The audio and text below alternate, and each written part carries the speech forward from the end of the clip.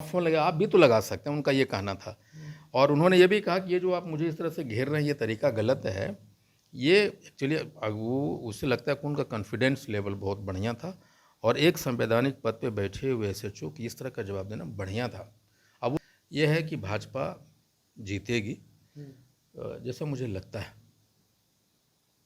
क्यों कर लग रहा है? नहीं, बहुत सारे तथ्य हैं। प्रशांत किशोर जी कुछ भोर ऊपरी ऊपरी काटे हैं। जनसुराज के प्रत्याशी प्रशांत किशोर ने पटना के एसएसपी पर गंभीर आरोप लगाए। हमारे साथ बात करने के लिए आईपी गुप्ता हैं। बात करेंगे जिस तरह से जो है चुनाव हुई, वोटिंग के दौरान जो है उन पर कई आरोप लगाए, थाना में गए, उनको कई लोगों का जो है डिटेन किया गया पुलिस द्वारा, लेकिन सूचना नहीं दी गई किस वजह से डिटेन हुआ है। उसके बाद जो है चुनाव आयोग जाकर के जो है लेटर दिए हैं प्रशांत किशोर और डीजीपी के पास। देखिए, उनको शिकायत करने का संवैधानिक अधिकार है और शिकायत का आधार भी होता है। अगर उनके पास ऐसा लगता है कि एसएसपी का भूमिका संदिग्ध है और उनके पास उनको प्रूफ करने के लिए सबूत है तो वो जा सकते हैं। लेकिन आजकल ये बड़ा आसान हो गया है कि आप डीएम पे, एसएसपी पे कुछ भी आरोप लगा दीजिए। चुनाव को या एक माहौल बनाने की कोशिश में भी स्टेप लिए जाते हैं। लेकिन मुझे नहीं पता कि कौन सबूतों के साथ वो गए हैं, लेकिन उनका संवैधानिक अधिकार है। लेकिन अक्सर हम इस इलेक्शन में जो सबसे ज़्यादा पिसने वाले होते हैं वो जिला पदाधिकारी होते हैं, वहाँ के पुलिस पदाधिकारी होते हैं। और आज के इस ट्रांसपेरेंट जहाँ हर जगह कैमरा लगा हो, हमको नहीं लगता है कि एसएसपी या डीएम इसमें कुछ खेला कर पाएंगे। लेकिन वो गए हैं तो उनके पास अपना कोई तथ्य होगा। नहीं, प्रशांत किशोर तो साफ कर रहे हैं कि पटना के जो डीएम है कुंदन जी ने 100 बार मेरा कॉल उठाया, लेकिन एसएसपी ने एक बार भी मेरा कॉल नहीं उठाया। इसका क्या मतलब है? कॉल नहीं उठाए, डीएम साहब उठाए, एसएसपी नहीं उठाए, तो एसएसपी तो गलत नहीं हो गया इसका मतलब? परिस्थितियाँ रही, नहीं उठाए होंगे, बहुतों को फ़ोन नहीं उठाते। कोई ज़रूरी है कि आपका फ़ोन उठा लें? वो ऐसा परिस्थितियाँ रही होगी, नहीं उठाए। फ़ोन नहीं उठाए तो ये आधार थोड़े होता है, ये कोई आधार नहीं है। लेकिन उनको लोगों या को जाके मिल लेते, अगर नहीं उठाए तो जाके मिल लेते। अब वही कहते, वो तो वीडियो बनेबे नहीं करते हैं, दरोगा से मिलने जाते हैं तो वीडियो बनाते हैं। वो कहीं भी जाते हैं तो कैमरा वाला लेके चलते हैं, तो वही कैमरा वाले के साथ में एसएसपी के यहाँ चले जाते हैं। 100 बार फ़ोन किया, देखिए ये लिस्ट है, आप नहीं उठाए, सरकारी नंबर आपको उठाना चाहिए, ये भी कर देते वो तो थाने में भी गए, बोले कि हमारे लोगों को पकड़े हुए हैं। तो किस केस में पकड़े हुए हैं आप बताइए ना।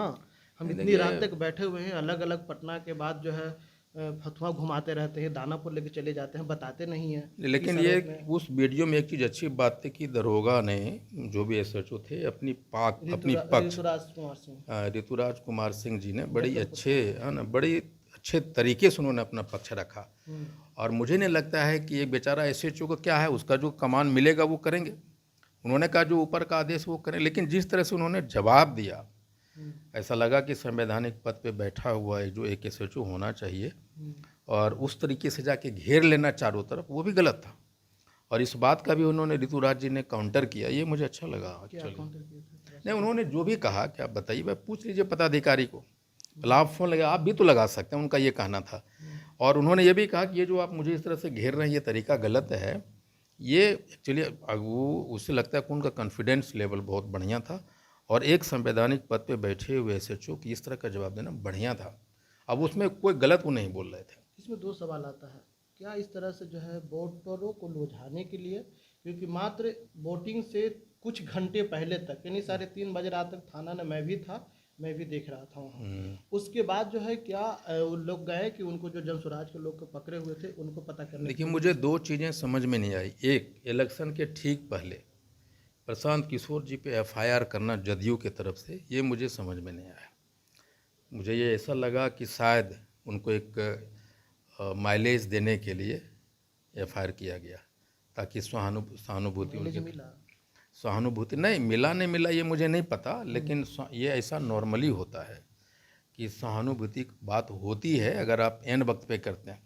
तो मुझे जदयू के उस रोल पे थोड़ा सा संशय हो गया मुझे कि कहीं बीच में मेलजोल तो नहीं है, या तो सम्राट जी को टारगेट करने का एक तरीका तो नहीं था, ऐसा मुझे लगा।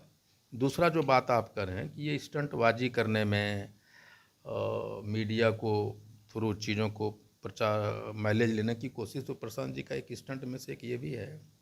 चलिए ठीक है, लेकिन प्रशांत किशोर आज नीतीश कुमार की तारीफ कर रहे थे कि नीतीश कुमार जब 2014-15 में जब चुनाव जीते थे तो उस समय भाजपा 55 सीट पर जो है सिमट गई थी, तो नीतीश कुमार जो है उस संविधान का हत्या नहीं किए, लोकतंत्र का हत्या नहीं किए, ठीक है। और जैसे ही नीतीश कुमार का वीडियो आती है, पब्लिश होता है, उसके बाद प्रशांत किशोर कहते हैं कि AI वीडियो बनाया गया है। उसके बाद जो है शास्त्री नगर थाना में जाते हैं, नीरज कुमार जो जदयू के मुख्य प्रवक्ता MLC भी हैं, उन्होंने FIR करवाते, इस पर आप जिक्र किए। वही मैं कहा ना कि वो जो FIR किया गया, FIR बाद में भी हो सकता था, जिस दिन इलेक्शन खत्म हो जाता है उस दिन भी हो सकता था। मुझे लगता है कि एक माइलेज देने की कोशिश जदयू के द्वारा किया गया, और कहीं न कहीं ये संकेत देता है कि भाजपा के जो मुख्यमंत्री हैं माननीय सम्राट चौधरी जी, उनको भी एक तरह से टारगेट कर रहा था जदयू भीतर भीतर। वरना क्यों FIR करना है भाई, आप कर सकते थे बाद में भी, जिस दिन इलेक्शन खत्म हुआ उसके बाद कर सकते थे। प्रचार थमा, सुबह में चल गए। हाँ भाई, जाना चाहिए था, लेकिन एक माइलेज देने की या सहानुभूति की कोशिश की गई जदयू की तरफ पे, ये मुझे संशय पैदा करता एक है। और सवाल है कि इसमें जो आप बोल रहे हैं, तो प्रशांत किशोर आज प्रेस कॉन्फ्रेंस में ये भी कहा है कि अगर भाजपा हारती है तो CM का कुर्सी ये डगमगाएगा। फालतू बकवास है ना, इससे बढ़िया, इससे घटिया बात सम्राट चौधरी कोई बकरी का मेमना है कि एक एगो जीत गया तो उनका कुर्सिया चला जाएगा, ऐसा थोड़े है। अरे भाई, सम्राट चौधरी आज के डेट में 4.5% कुशवाहा का निर्विवाद रूप से नेता हैं वो। आ एगो प्रशांत के जीतला से अगर कुर्सिया डगमगा जेते मर्दे, यही सब फालतू बात बोल बोल के है ना, वो उनका कोई स्टैंड नहीं रहता है। बोला कि उनके आने से 40 गो पर्यवेक्षक भाजपा डगमगा गया, पूरा ताकत लगा दिया। हम जब चुनाव लड़ रहे थे तो प्रधानमंत्री आए थे, वहाँ योगी आदित्यनाथ जी आए थे, स्मृति ईरानी आए थे, पूरा ताकत लगा हुआ था। हम कभी रोस्ट किए इन सारे चीज़ों को। यही सब इनकी जो चीज़ें हैं ना, हैं कद्दू आ कह देंगे बड़का कटहल हम हैं, यही को दिक्कत है उनका। जीत रहे हैं कौन, क्योंकि देखिए, अब कुछ नहीं, घंटे बचे हुए हैं। देखिए, मुझे जहाँ तक मेरी संभावनाएं आखिरी हैं, सवाल है। यह है कि भाजपा जीतेगी, जैसा मुझे लगता है।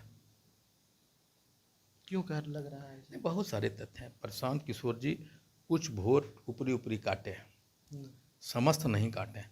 भूमिहार, देखिए इसमें एक चालाकी जरूर भूमिहार ब्राह्मण भाई साहब कर गए लोग, है ना, मीडिया पे आ गया कि नहीं भूमिहार ब्रह्म लाला राजपूत का नहीं 1 2 नहीं, लाला तो इंटैक्ट है भाई, कुशवाहा इंटैक्ट है, कुर्मी इंटैक्ट, कुर्मी का छोटा सा छिटका, वही FIR वाला जो नहीं था, सिंपैथी वाला बात, वो तो वो कह कह के कि सब भूमिहार सब सवर्ण दे रहा है उधर।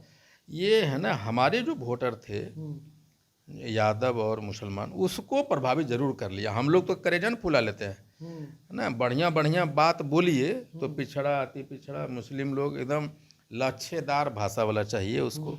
ओकरा मोदी जी नंबर 1 पे है और दूसरा पे PK हैं। तो ये लच्छेदार भाषा में ब्राह्मण लोग होशियार होते हैं, भूमिहार भाई ये लोग सबन होशियार होते हैं। इनको पता है कि बोलने में क्या जाता है, बोलो वोटवा देना नहीं है, लेकिन हमारे बोलने से सामने वाला जो यादव जी हैं, मुसलमान हैं, पिछड़ा थी, वो तो प्रभावित होगा। उनको क्या चाहिए, कंधा पे से हाथ रखिए तो बस हो गया, पिघल गया उनका सब। लेकिन ये सबन जानते हैं कि राजनीति कैसे किया जाता है, और वही हुआ। ईमानदार होते हैं यादव ने जो भी वोट कटा है मुसलमान का या फिर यादव का, यही लफाजी की वजह से। उनको बढ़िया बढ़िया बोलने वाला चाहिए, सच बोलिएगा तो उनको बात समझ में नहीं आता है, उसी में कटा है। लेकिन ये जो लोग थे गरज रहे थे ना, भूमिहार भाई फलना, वो छोटा छोटा वोट दिया लेकिन दिलवाया उधर से अपने बोलिया से। इस ट्रैप में 100% कुछ लोग फंसे।